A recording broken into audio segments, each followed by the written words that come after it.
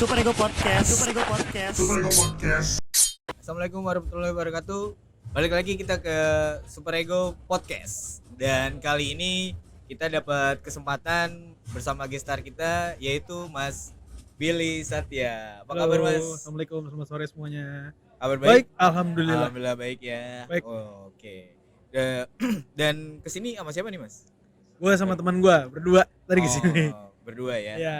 Oke. Dan udah keliling belum Mas? Sini. Tadi udah gue pas sebelum podcast ini gue mau muter-muter dulu, lihat-lihat dulu karena ya kangen lah, udah lama jarang banget event lagi kayak gini kan. Oh. Gue terakhir kayaknya oke. Wall of Fate datang tahun kapan ya? Mungkin berapa? Yang event terakhirnya gue sempet datang, makanya gue kayak seru juga, udah lama nggak pernah datang ke event gini lagi.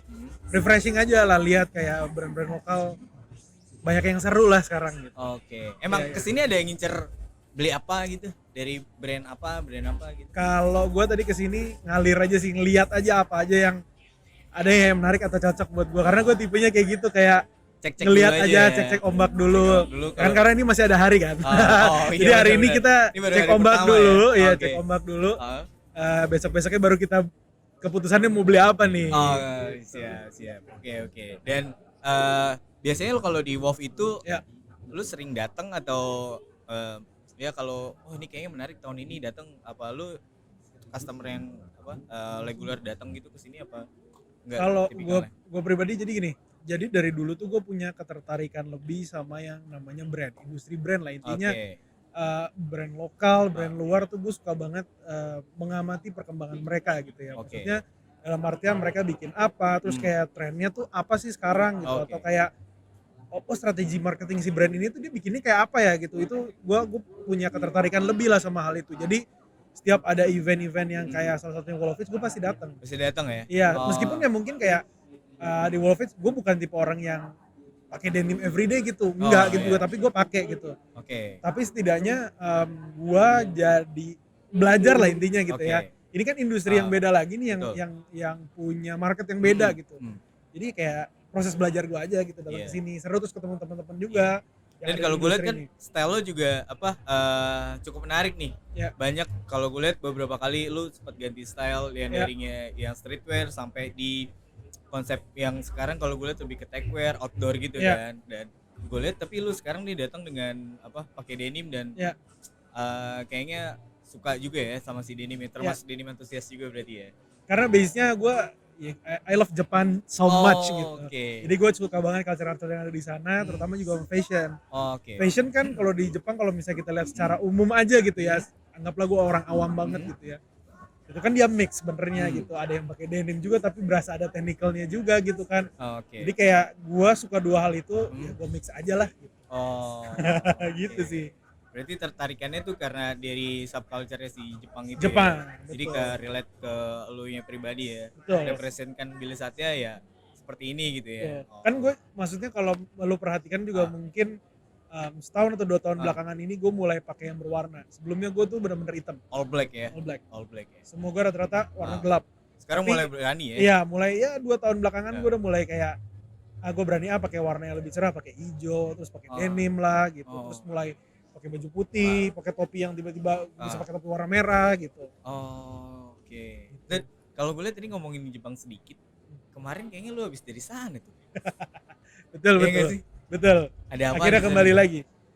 Kebetulan kesana gue photoshoot lah sama salah satu brand gitu, ditunjuk untuk bikin foto new collection yang mereka di sana. Oh, oke. Jadi Gitu. karena ada sesuatu itu ya. Betul. Dan menarik ini kalau gue lihat, gue pengen tanya lebih deep lagi sama Iya. lo. Awal lu berkarir di industri kreatif khususnya fotografi, Ya.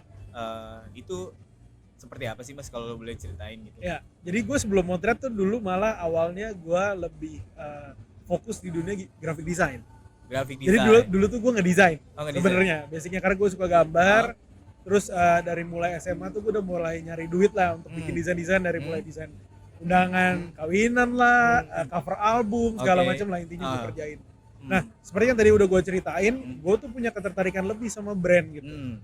Ya brand apapun lah gitu. Hmm. Nah, akhirnya mulai gue lulus sekolah tuh gue mulai berani diri untuk desain buat clothing lokal pada saat itu. Oke. Jadi gue kayak ngaju-ngajuin desain, Oh, jual berarti desain lu lah jualan intinya. jual desain buat Iya. brand lokal ya? Betul. Wah, ini Jadi- fun fact baru nih, gue baru tahu nih. Ternyata lu jual-jualin desain juga Betul. ya? Oke. Jadi dulu gue lebih concernnya dulu di desain. Oke. Sampai akhirnya satu waktu Ah. tuh ada salah satu teman gue sekolah yang memperkenalkan lah fotografi kepada gue. Memperkenalkannya tuh bukan dalam artian lu fotografi tuh enggak. Tapi dia tuh dulu di era gue tuh fotografi tuh masih jadi sesuatu hal yang nggak umum lah, karena semua orang tuh nggak bisa, bukan nggak bisa dalam artian yang punya kamera tuh bisa dihitung jari. Karena masih mahal banget pada saat Si itu. mahal ya. Nah, si teman gue ini dia kebetulan bokapnya itu wartawan, jadi dia udah punya kamera pada saat itu. Oh. Nah, oke. dulu pada zaman pensi kan pasti ada dong kita punya temen yang dia kalau di event-event itu bawa kamera lah gitu intinya. Oh gitu. iya iya. Nah, dia tuh sering banget bawa itu dan kadang-kadang ya nggak dipakai ya, mungkin cuma dicantolin aja terus foto sekedarnya.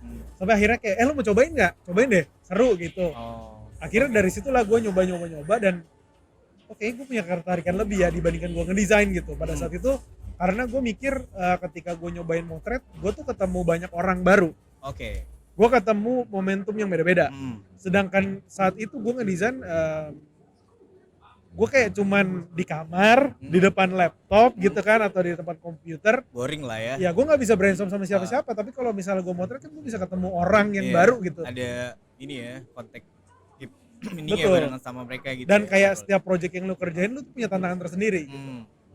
Kayak setiap brand atau setiap project yang lu kerjain tuh pasti kan butuh, ibaratnya gini, kita fotografer kan kayak jadi problem solver. Lu punya masalah datang ke gue, tolong dong selesaiin masalah gue, itu kan beda-beda Yes. mengatasinya gitu. Jadi kayaknya menarik ya fotografi. Akhirnya dari situlah gue mulai belajar. Gitu. Tapi saat itu gue nggak punya kamera sampai mungkin gue tuh punya kamera itu setelah gue udah jalan mulai belajar. Kan gue mulai banget motret itu dari 2009.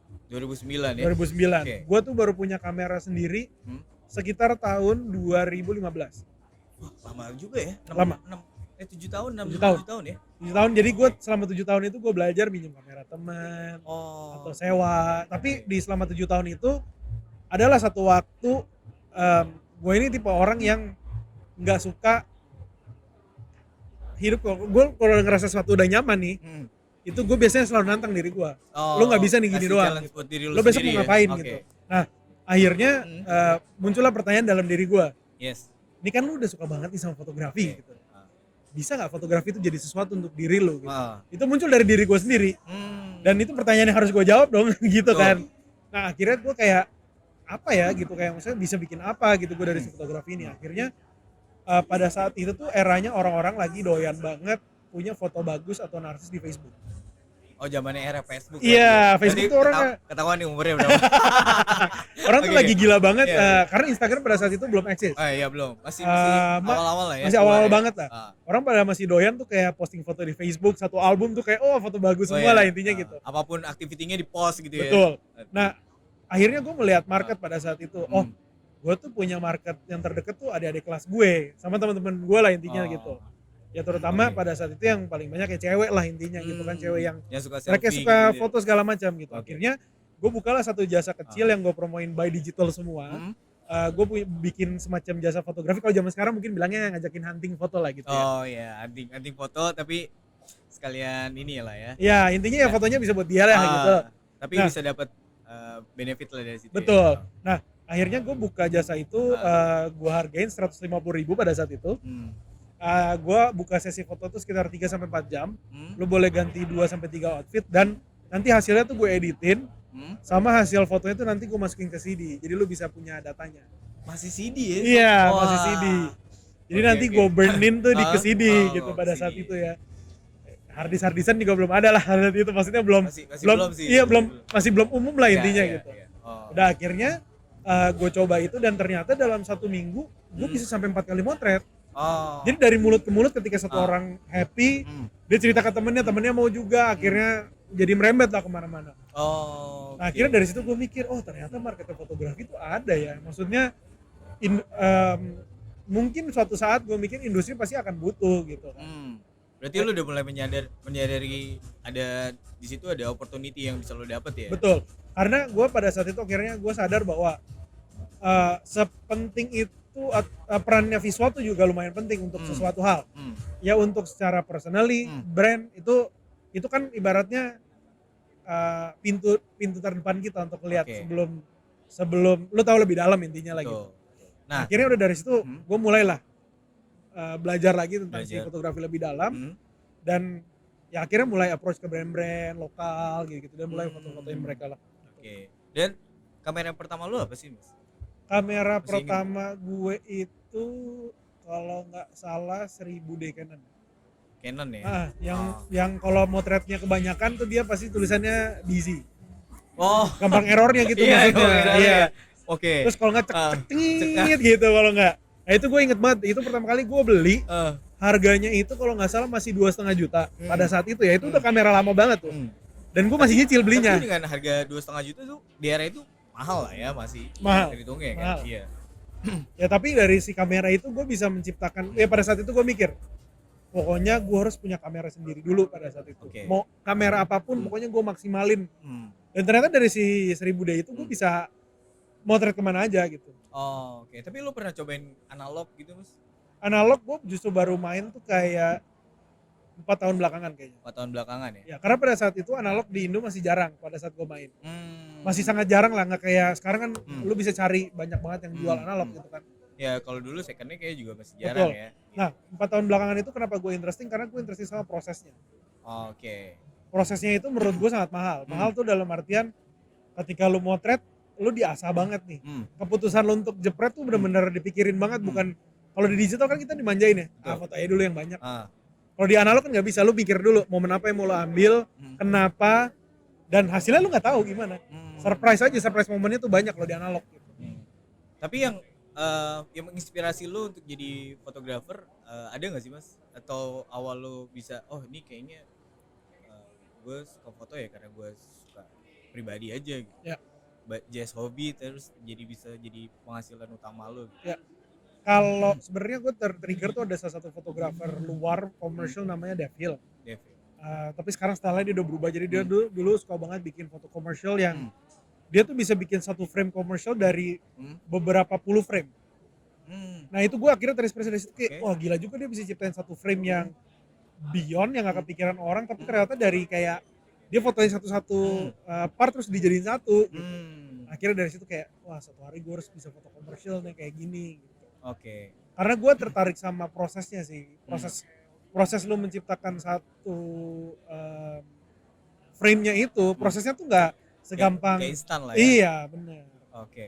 Dan akhirnya lu bisa memutuskan jadi fotografer profesional. Ya. Itu mulai kapan sih, Mas? Kayak awalnya tuh kan hobi. Oh nih kayaknya gue udah bisa nih buat dibilang pro. Ya.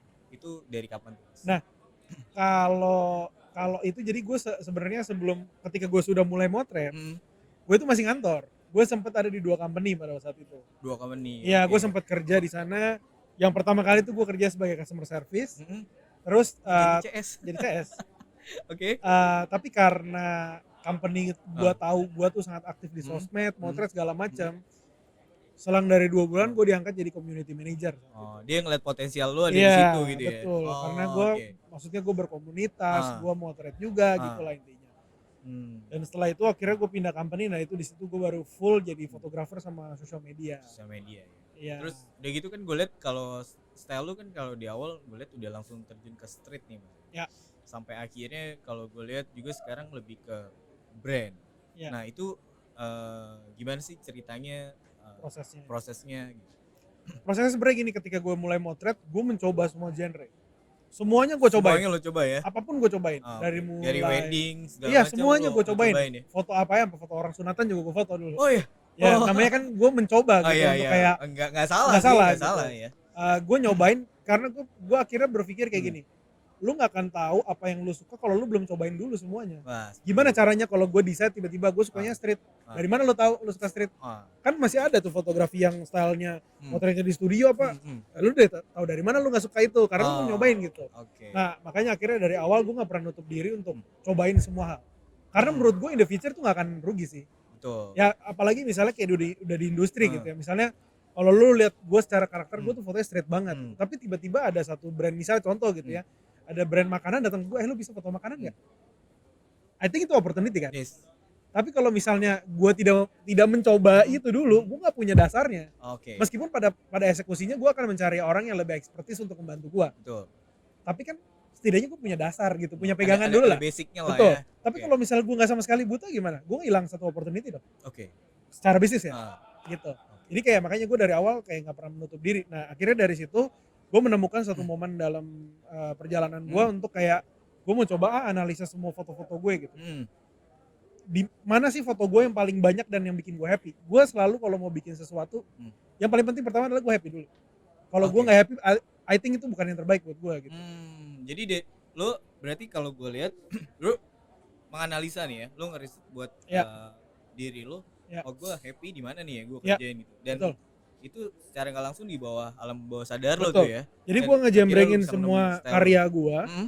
dan gue lihat kok ini yang paling general ya. Hmm. Oh foto gue banyak kan outdoor ya. Oh, oke. Itu dulu itu di secara luas ya Oh. tuh. Outdoor kayak gue suka foto di alam misalnya Alam. gitu, terus di jalan, city gitu, City. perkotaan gitu. Setelah dari situ gue kerucutin lagi. Dari semua ini mana foto yang paling banyak dan ketika gue menjalaninnya itu yang bikin gue happy gitu. Akhirnya ketemulah sebenarnya dua hal, street dan cityscape. Gue suka banget foto-foto gedung lah segala macam. Karena gue liat lu sering foto rooftop tuh ya kan. Ya zaman dulu. masih bandel lah dulu gue Masih pokoknya. bandel ya. Masih sering-sering naik gedung pokoknya. Naik gedung ya. Betul. Oke, cukup menyali juga ya. Ya lu kan juga sama. Nah, Oke, Dan kita balik lagi ke industri kreatifnya kan, Ya. kita ngomongin soal brandnya nih sekarang. Ya. Jadi kan akhirnya banyak brand lokal yang datang sama lo, Ya. gitu kan. Itu kalau tadi obrolan lo kan lo approach ke Ya. beberapa brand kan. Ya. Sampai akhirnya lu oh ini brand ini jalan segala macam. Itu ada standar lo nggak sih? Oh ini kayaknya brand ini nggak cocok sama gua. Oh brand ini oke lah kita sikat karena teman. Itu Ya. lo ada standarisasinya nggak sih? Atau oh ini kayaknya brandnya kurang nih. Enggak ah gua nggak mau. Kalau dari lo pribadi gimana? kalau gue orangnya sangat Open ya? open dan tidak pernah ngeblocking sesuatu. Oh, oke. Justru malah kayak misalnya gue dapet brand yang gak pernah gue kerjain ibaratnya stylenya beda, itu malah menurut gue tantangan. Dan itu part gue buat belajar malah. Justru yang agak nyebrang dari lu sikat. Oh iya ya? benar, karena gue suka yang ngapain gue ambil yang udah umum gitu, cari aja yang gak umum dong gitu. Siap. Ya kayak misalnya anggaplah biasanya misalnya dulu gue sering motretin sepatu misalnya contoh gitu ya. Terus tiba-tiba suatu hari lu ditawarin nih ada foto beauty. Itu kan bumi dan langit ya gitu. Benar tuh ya, agak Dari jauh ya nyebrang sepatu juga ke beauty gitu. Tapi buat gue kayak ya itu karena gue punya basic dulu gue belajar gitu ya nyobain. Betul. Setidaknya gue punya landasan buat pegangan lah gitu. Punya Jadi itu dasar ya. akan gue ambil karena itu menurut gue tantangan gue buat belajar gitu. Oh. Oke. Dan kalau makanya kan kayak balik lagi kalau gue punya prinsip gue tuh jadi fotografer harus jadi problem solver. Itu lu datang ke gue punya masalah tentang visual lo gitu. Gimana ya caranya produk gue bisa diterima sama orang banyak, nyampe secara visualnya menarik di mata, gimana ya gitu. Kan gue harus mikirin dong secara kreatifnya dan gue harus memberikan solusi kepada lu. Kita bikin gini aja yuk gitu. Kenapa alasannya gitu. Jadi bukan masalah alasannya jawab ya keren aja gitu. Enggak, tapi gue mikirin sampai ya karena mungkin basicnya karena gue suka sosmed, terus gue punya ketertarikan lebih sama brand, perkembangan brand gitu. Jadi gue mikirnya tuh sampai kenapa gue harus bikin foto ini, karena si brand lain tuh belum ada yang bikin movement kayak gini, atau si belum ada loh yang bikin stylenya kayak gini, atau mungkin kayak ini nanti beberapa tahun ke depan stylenya lagi begini loh gitu. Itu kan ibaratnya gue bukan cuma jadi fotografer yang jepret doang, tapi gue juga mau jadi konsultan ibaratnya gitu lah. Oke. Berarti boleh ceritain juga kalau gue lihat kan dari obrolan yang kita bahas tadi, berarti proses lo saat motret itu cukup panjang berarti ya. Jadi nggak lo nge-brief klien lo juga harus treatment konsep mood semua dari lo berarti ya. Ya bisa, tapi gue sekarang kayak gini, gue tuh happy banget karena sekarang industri brand-brand itu kreatifnya tuh udah out of the box. Mereka kadang-kadang setiap brand udah punya pakem-pakem sendiri. Gue mau warnanya yang kayak gini, karena style brand gue kayak gini. Terus gue pengen konsep ideasnya tuh kayak gini gitu.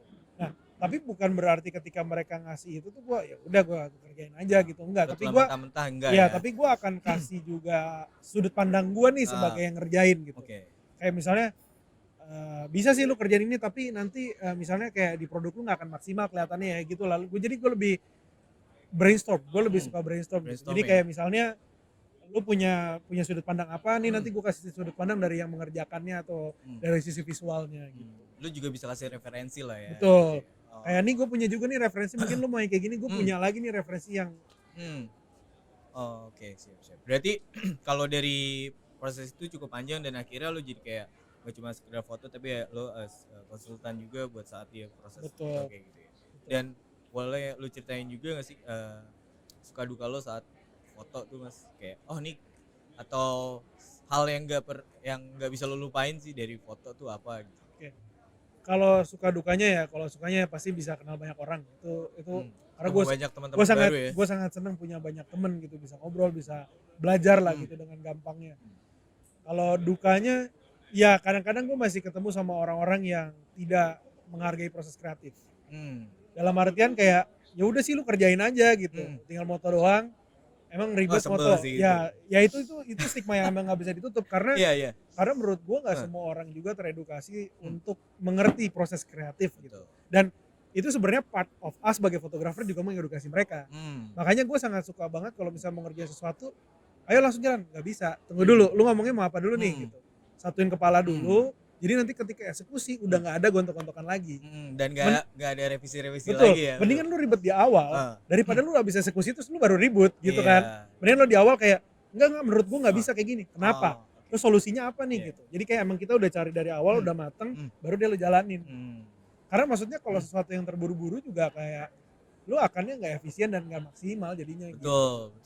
Oke. Gitu. Tapi terus kalau lu tanya pengalamannya ya. Pengalamannya adalah gue bisa pergi keliling dunia gratis. Wah, itu sih. Dan gue bisa belajar culture di sana gitu ya. Ya itu dengan gratis gitu. Oke. Dan berarti kalau pas saat lu foto juga lu memahami culture juga di sana ya? Ya, gue orangnya suka banget riset sih soalnya. Jadi kayak misalnya sebelum gue pergi ke sana, gue mesti tahu dulu apa yang di sana yang menarik. Kenapa gitu. Jadi kayak di sana begitu datang gue nggak ini apa ya? Kenapa ya kayak gini atau jadi gue udah setidaknya punya bekal lah. Oh, berarti lu digging juga sampai spotnya lu yang nentuin juga tuh ya? Kalau spot sebenarnya gue tipe orang yang merespon. Jadi gue bisa ngelihat di sana, gue nyampe terus gue bisa lihat dulu. Oh ya gue mau di sini. Ya tapi biasanya gue kadang-kadang kalau misalnya memang dibutuhkan gue bisa aja riset gitu. Kayak gue mau spotnya di sini nih, mau di sini gitu. Tapi biasanya kalau di sana sih ya kalau ya di luar apalagi ya gitu. Kalau di luar kan ya tempatnya juga beda sama iklimnya yang di biasa ya. Kayak warna negaranya udah beda, iklimnya udah beda. Jadi kayak lu bisa ngerespon di mana aja sebenarnya. Benar. Oke, berarti kalau gitu natural aja juga bisa ya sebenarnya. Betul. Oke. Merespon aja lah. Respon sama alam lah. Oke, boleh ceritain enggak buat teman-teman Super Ego di sini nextnya ke depan mau ada apa nih? Dari Mas Billy Satya, kayaknya gue mau hidupin lu sempat punya brand kan Mas, dan masih ada brand lu masih kan?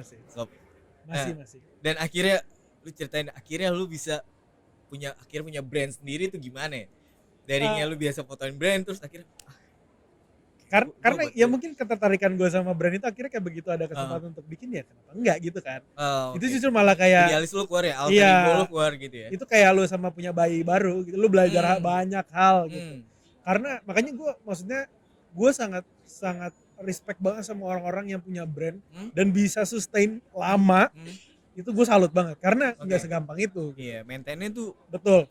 Makanya gue kayak gue selalu menghargai apapun yang brand-brand itu buat karena gue tahu prosesnya tuh nggak semudah itu men. Mungkin orang bilang kayak oh lu bikin gini doang, nggak gini doang loh. Lu cutting begini salah nih ya. Iya nggak gini doang maksud gue. Iya. Proses yang lo lihat nih, lo lihat nih banyak yang nggak tidur dia mikirin itu.